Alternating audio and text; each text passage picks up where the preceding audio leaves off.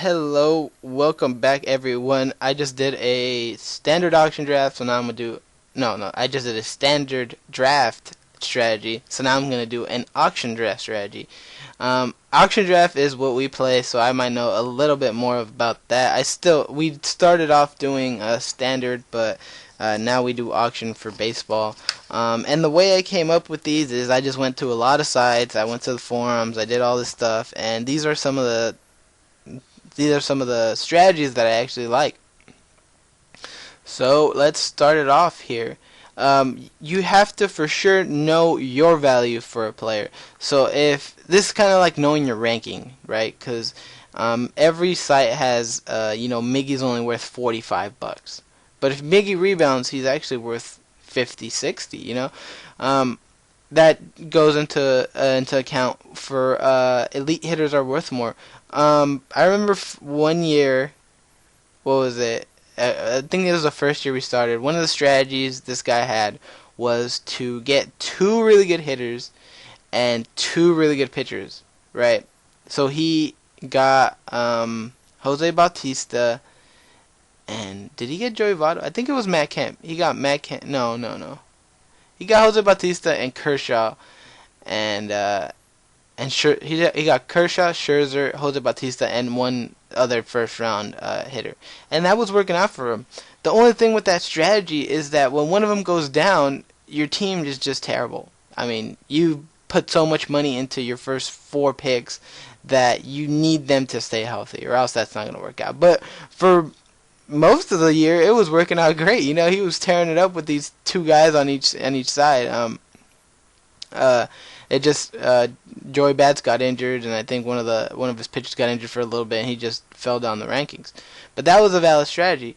Also, one year, because I do play in a Dodger heavy league, Kemp went for $80 something, and he was only supposed to go for 55. So I mean, the guy looked like an idiot spending $80, and it was Arturo, and I know he watches videos every once in a while, but when the year started, Kemp was going on a super crazy MVP type start, and everyone was just saying, "Man, I should have spent $80 on this player because he's just tearing it up." He ended up getting injured and all this stuff, but that's another strategy you can do. Just know that elite hitters are worth more because they play every day. That's the sense. The next one is to nominate a player you do or don't like depending on your strategy. So valid strategy is everyone has less money than you, so you're gonna nominate a player you do like because you can easily outbid everyone. Or like I say right here in the bottom, when you keep track of situations, you know that some guy has a little bit more money than you, but he doesn't have a third baseman, and he needs a third baseman, and you're already, halfway done through the draft. So you throw out a third baseman that you don't like, that you don't want because you already have one or whatever, and you make him spend a little bit of money.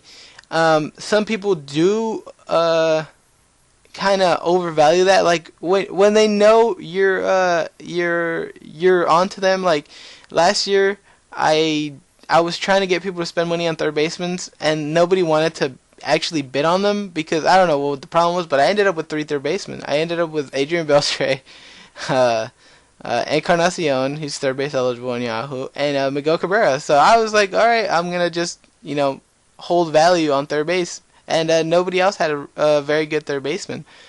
So I mean, sometimes people do overthink it. And that still can play to your advantage too. I got all these players at a discount because no one wanted to bid what they were actually worth because I knew their value or my value for that player, and I ended up getting these three super stud, players that ended up helping me out. Something you do want to do is to budget your money. Even though you want to spend it all at the end of the draft, if you end up not spending like $10 at the end of the draft, it's pretty much an unsuccessful draft at that point because you could have bid an extra dollar on a first round player, an extra $10 on a first round player, and gotten that player. So you want to spend all your money, but at the same time you want to budget your money because a lot of the times in the middle of drafts, especially for for our league that we kind of go after the players we like.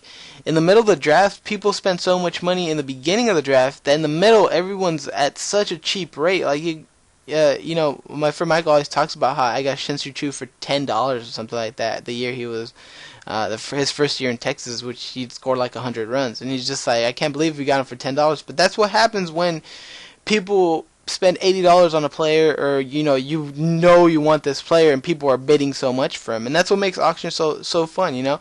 But you have to know that if people are going to spend that much money early on for players and want to get that first round player, that money isn't going to trickle down. It's gonna it evaporates. You're gonna have more money and less money you're gonna want to spend on at the bottom of the draft. So that's where you can get some real good value, and you should know that, and you should know that you want to save some money just in case. You also want to save money at the end of the draft, because at the end of the draft, if you have $1 players, you get them automatically. But if you have $2, then you can snag that player from somebody else. So you also want to have a little bit of money to get your sleepers, and that's pretty huge as well. Let's see what else we got. I think I did them all, but I forgot what. But yeah, you just want to budget. That's probably one of the biggest things you want to do in an auction. You want to budget your money, and you want to know all this stuff. You want to know. You want to monitor situations. You want to know who doesn't have a second baseman, who does want a second baseman. You want to throw out these players.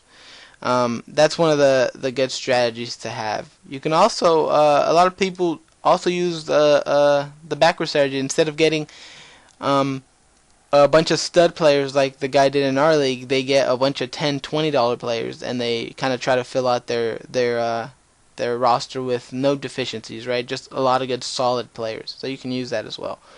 But that's about it. Like I said in the other video, I will be doing vlogs when I go to spring training later this month. I've never done them before, so I mean, don't criticize, but you can criticize because it's the fucking internet.